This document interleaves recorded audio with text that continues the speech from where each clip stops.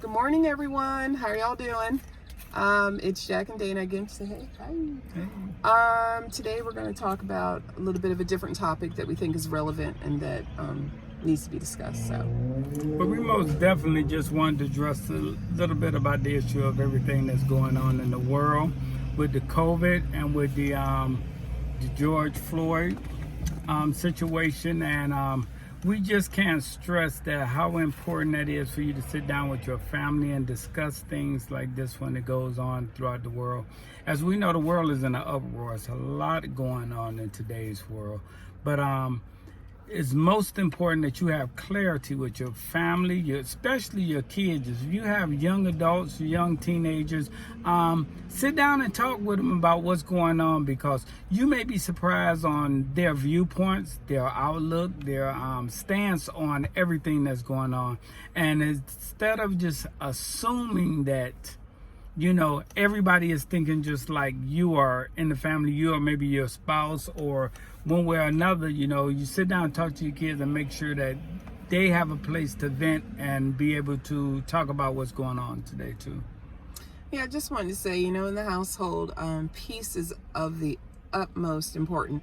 You know, the world is in an upheaval right now, and righteously so. Don't necessarily agree on how everything is going on in terms of, you know, it's a really good opportunity to discuss history, because there's nothing new under the sun, and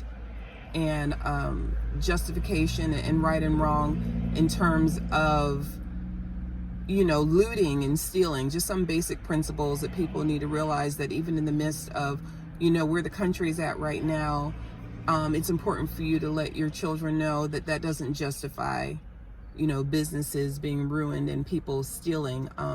The world is under great pressure. I was talking to one of my children today and was saying that, you know, it just doesn't justify that. Yes, people are angry. Yes, they're protesting. Absolutely. That's good. You know, I've had enough. We've had enough. I get that.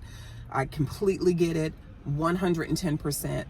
But we do have to look at the fact that stealing is stealing, and, you know, people steal when there is nothing going on at all, and vandalize. And now you have a collaboration of people together in an area, and so if that's in someone, it can very likely come out of someone, but that it still doesn't make that right. People shouldn't have to stand out in front of their buildings and protect their buildings and show that they're with the cause in order for their stuff not to get stolen. You know, thieves steal, period, you know, unfortunately, and that's the world that we live in. But definitely rightfully draw a line and define what that is and what that should look like in terms of, you know, who you brought your children up to be and what you brought them up to represent. So to me, that was like a really important, like, learning area that we talked about today. And there's more I had to say, but what do you think? Right. And that's very important to express that with your kids, because you may be looking at during this time is okay, and you may know at a balance line at which looting and stealing is never okay, is really never justified. But a kid don't know where to draw that line at. Just because you saying it's okay because, whoo, this is going on in the world and blah, blah, one thing or another. Once this is over with, a kid would quickly regurgitate that thing to you. Well, you know, we stole then and you was okay with it, but why are you not okay with it now? Or you did this then, why are you not okay with it now? So it's very important that you be consistent with your morals, your understanding, and things that you tell the kids on how they're to be. And we got to stop.